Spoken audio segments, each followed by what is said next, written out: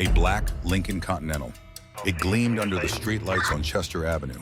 The car wasn't speeding, it wasn't weaving, but something about it put Officer Kate Sullivan on edge.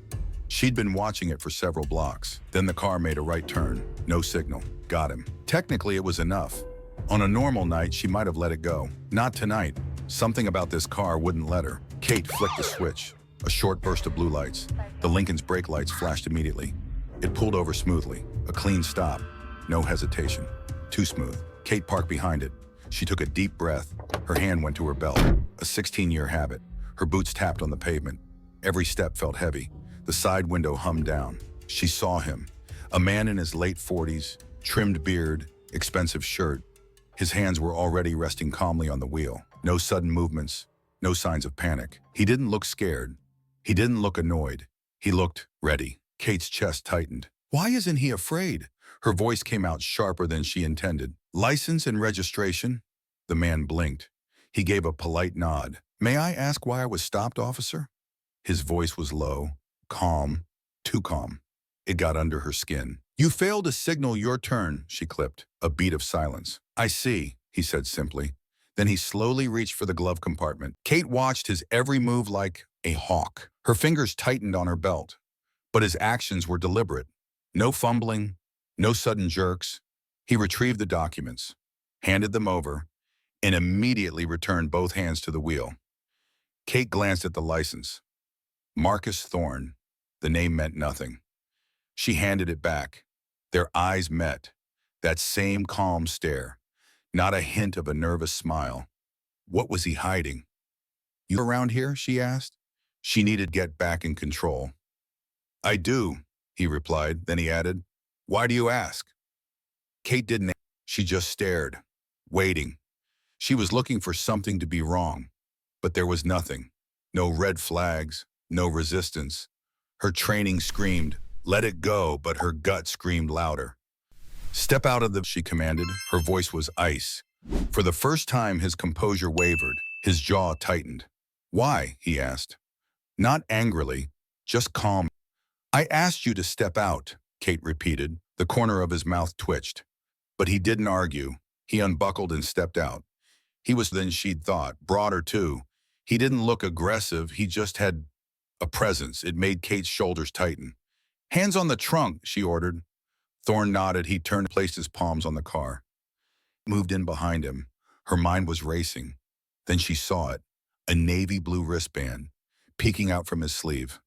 No. Her blood ran cold. The same band, 2 years ago. Her partner, Frank Miller, ambushed on a call, a fractured skull. The suspect on the security feed, tall, broad-shouldered, and that same damn wristband. It couldn't be. Something inside her snapped. All the rage she'd buried for years, the fear, it came rushing out. She didn't think, she just acted.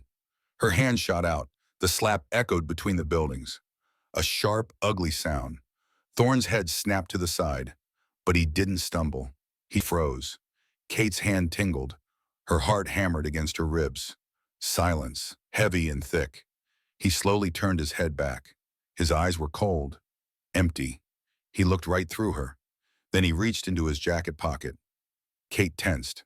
He pulled out a black leather wallet. He flipped it open. A badge gleamed under the streetlight. Deputy Chief Marcus Thorne, he said. His voice was quiet, deadly. Kate stared at the badge, the seal, the name. Her stomach lurched. The sidewalk seemed to tilt beneath her feet. Deputy Chief, her deputy chief, one of the highest-ranking officers in the city, and she had just assaulted him. Her mouth opened. No words came out. He tucked the badge away, silent, still calm. He turned to her. Am I free to go, Officer Sullivan? His tone wasn't angry. It wasn't sarcastic. It was just a question, clear and cold. Kate tried to speak. Nothing. She could only manage a weak nod. Thorne took a slow breath. He walked back to his car, got in, started the Lincoln pulled and vanished into the night. She stood there, frozen, her hands still tingling. The quiet street felt loud. Pulse pounded in her ears. What have I done? She had just made the biggest mistake of her career, and somehow she knew he wasn't finished with her yet. The reality hit her like a punch to the gut. She had struck a deputy chief. Her radio crackled. The sound was distant. She had his face in her mind. Calm. Unreadable. As if he knew this would happen. That quiet control was worse than any punishment. Then it flashed behind her. A patrol car pulled up. It was Davis, her backup. He stepped out. "Everything okay, Sullivan?" he asked. He saw the look on her face. "You look like you've seen a ghost." Kate forced her face into a neutral. "Nothing, just taking a moment." Wasn't buying it. She could see it in his eyes. But he didn't push. "All right, you writing it up?" he asked. Kate hesitated. "No, verbal warning." Nodded slowly. "Okay, see you at the station." He drove off, her alone in the flashing lights. He hadn't yelled. He hadn't filed a report. Not yet. But his silence was he was letting her sweat. 3 days passed. Each hour felt like a lifetime. The precinct was a minefield. Nobody said anything to her, but they knew something was wrong. Their eyes followed her everywhere. It was like waiting for a bomb to detonate. The slap, the badge, his cold, quiet stare. The words played over and over in her head. "Am I free to go, officer?" Then came the text. "Friday morning, no ID, just 4 words. My office. 10 sharp, Thorn." Kate's stomach dropped. She left her report half finished on the... The walk to his office felt a mile long. The normal sounds of the station faded away. All Kate could hear was her own heart, pounding. A coworker glanced up, then quickly looked away. Her boots echoed in the hall. She reached the glass door.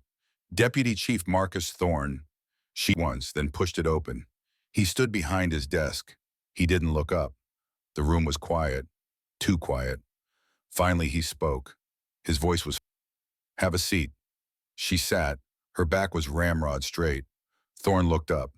His eyes drilled into her. "Do you know why I haven't filed a report?" Kate swallowed. "No, sir." "Because I wanted you to sit with it," he said, "to feel the weight of it, not just act, the why." He leaned to the desk. "You saw something that night. It wasn't me. It was a ghost in your head. And that was enough for you to strike me." Kate her mouth to speak. He held up a... "Don't. Listen. Have you ever been pulled over, Sullivan, off duty, as a civilian?" "No, sir," she said softly. He nodded. "I have. More times than I can count. In this uniform. Out of it. In my own neighborhood. It doesn't matter."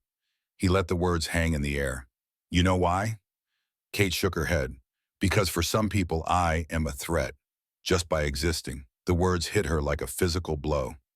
"That night you see a man," he said. "You saw us. My calmness wasn't proof of innocence. To you it was proof of guilt." "I thought you were someone else," she whispered. "Someone from old case." Thorne studied her. "And this someone looked like me, didn't he?" She couldn't answer, didn't need her to. He let out a breath. "I didn't call you here to destroy you. I called you here because you have a choice. You can leave. Pretend this never happened. Or you can look into the mirror and ask yourself the hard questions. Why did it happen?" He stood and walked to the door. He paused with his hand on the knob. "Internal affairs will call. They will ask you what you learned from this." He turned back to her. "Have a real answer." Then he was gone. Kate didn't sleep that weekend. His words echoed in her head. Have a real... What would she... Lie? Beg for her job? Monday morning her phone rang. 7:42 a.m. The voice on the other end was cold. Just slightly. He didn't speak. He just watched. Chen closed the file. "Officer Sullivan, your 16-year record is clean. That has been noted." He paused. "However, this was an unjustified use of force. Your actions were unacceptable." He took a breath. "Effective immediately, you are suspended 60 days without pay. You will complete mandatory bias and de-escalation training. A second incident of this nature will be your last." Kate nodded. Understood. Chen and Rostova stood to... Kate turned for the door. "Officer Sullivan." It was Thorne. He was still seated. She turned back. He met her gaze. His eyes were like steel. "We're done." That was... But it was everything. She knew the real test was just beginning.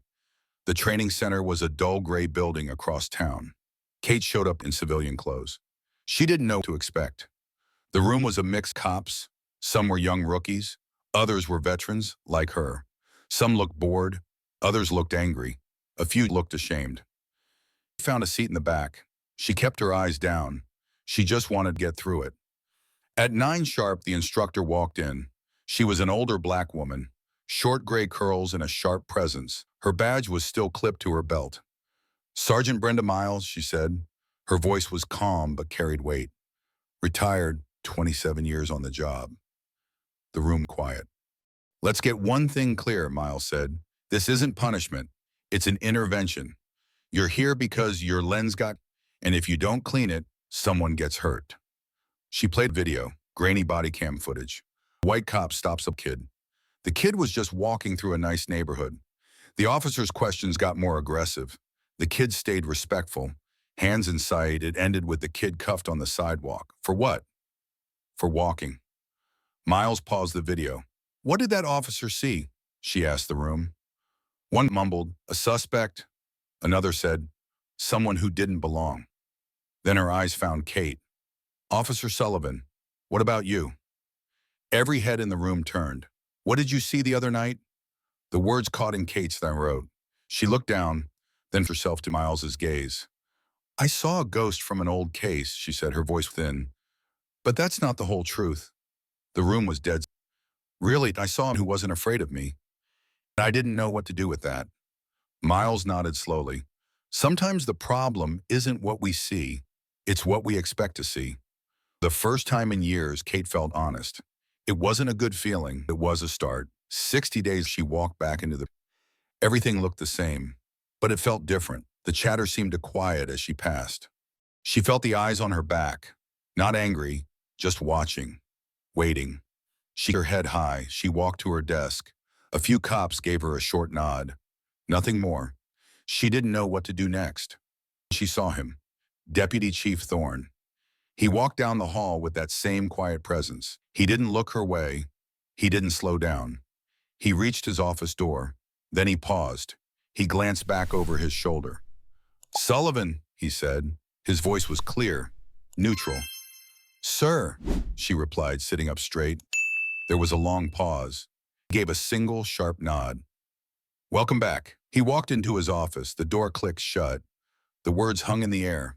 They didn't fix anything, but they meant something, and it wasn't forgiveness, even close, but it was a start. Kate turned to her computer. She had the duty log. She had a second chance. The rest was up to her. Change about forgetting what happened. It was about facing it, and damn sure it never happened again.